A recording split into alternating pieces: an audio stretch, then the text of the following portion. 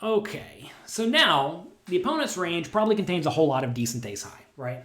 So if the range contains a whole lot of decent ace highs, we probably want to continue betting to extract value. Hello everyone, I'm Jonathan Little for PokerNews.com. Today we have a hand from the World Series of Poker Main Event. We're in an interesting scenario where it folds to a splashy player on the button who raises to 1,200 at 150-300. So the opponent's made it a 4 big blind raise. This is certainly not common. However, this is the type of play you will see in the World Series of Poker Main Event. A lot of people think, oh, the World Series of Poker Main Event, it must be the best players in the world.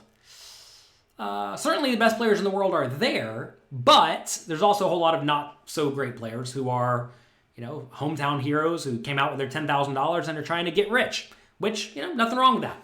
But you are going to see them making some interesting plays. So 4 big blind raise on the button. I don't really read into this too much, if anything. I think this probably means that the opponent's range is slightly wider than normal. So if the opponent's range is slightly wider than normal, what should I do with my 6-5 of clubs?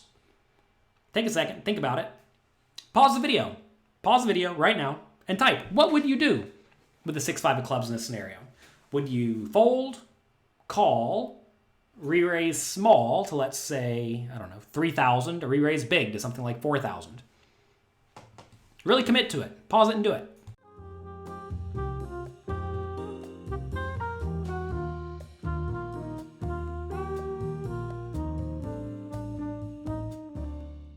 All right, I know what I'm going to do here, and I think we really only have one good option, and I think that is to 3-bet, because when we call, the player in the big blind is going to call sometimes, which is fine. It's not really that big of a deal when we have a suited connector, but from out of position, we're going to have a really tough time playing this type of hand, because if we make a middle or bottom pair type hand, we're kind of on the hook to call down, the flop, and maybe even the turn, and it's going to lead to some pretty dicey spots. I think a much better strategy is to just apply aggression. And while we may actually not have a whole lot of pre-flop fold equity, I think we're going to end up having a lot of flop, turn, and river fold equity when we miss. And when we make the best hand, sometimes we'll see that our opponent will, if we don't use bets that are too large, we may even keep them in and extract a little bit of value.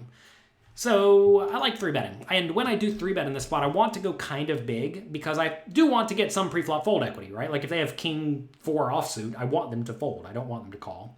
So I like going something like 4,000. That certainly puts the opponent in a dicey scenario. And this only really goes poorly if they 4-bet me. And certainly they could 4-bet. Maybe the 1,200 raise is a sign of them trying to tell me to the best of their ability that they have a strong hand. And, that could be the case.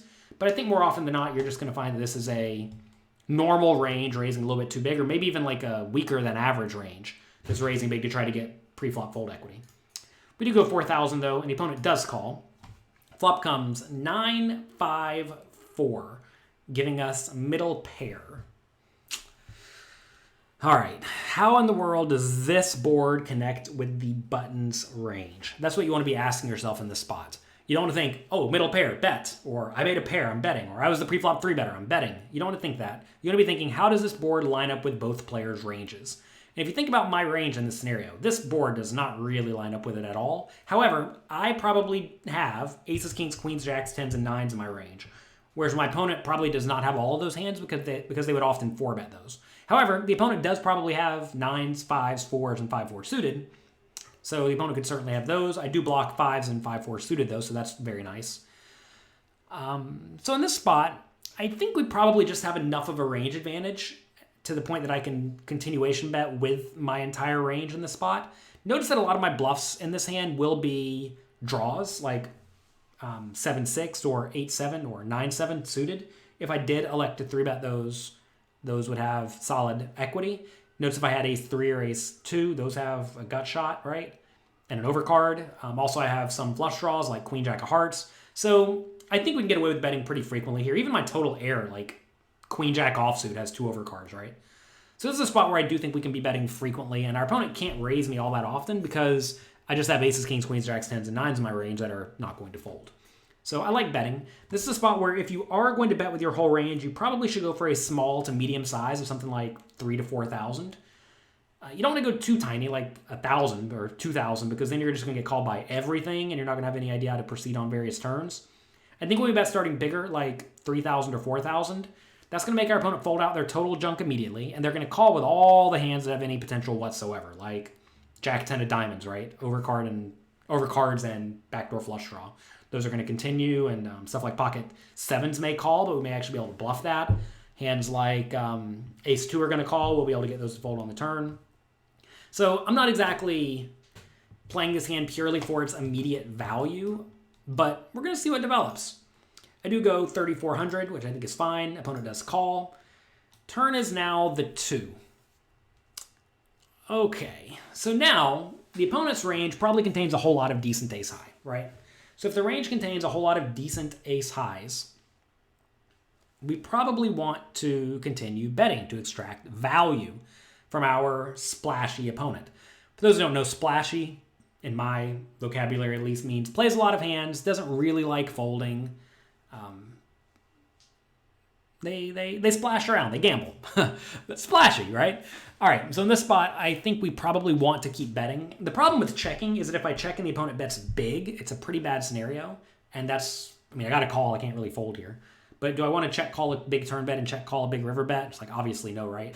So this is a spot where I think I need to be betting something like 4,000 again, a small bet. Because in this scenario, we're essentially trying to set our own price to get to the river. If we do bet the turn and he calls, I will check the river basically every time and check call, safe rivers, check fold, scary rivers. Scary rivers being a heart. Maybe like an ace is pretty bad. 3 gives me the straight, so we're not worried about that. 9 is very safe. 8 and 7 are fine, so we'll probably check call those. Because in this spot, when I do bet small on the turn, we have to expect the opponent to keep calling with a pretty wide range. This time I do bet 4,000, and the opponent just folds. Kind of surprising. I did not really expect to get many folds here. Maybe the opponent did just have like Jack 10 or something. But notice if they had Jack 10, they had 6 clean outs when we got them to fold. So this is a neat hand where I think we can go for small bets as long as the opponent's not overly aggressive. As your opponent is more and more aggressive in this spot, you have to be more inclined to check, because if you bet and get raised, it's miserably bad. But I think you're going to find a lot of players, especially those who play a generally loose but straightforward strategy, really are not going to raise you all that often. And if they're not going to raise you all that often, that allows you to bet and essentially set your own price while also getting some fold equity, which will result in lots of small and medium pots being played, and you're going to win your fair share of them, if not even a little bit more, especially when they make a fold. So cool hand. I'm usually not playing this hand specifically in this manner. Very often I just call pre-flop.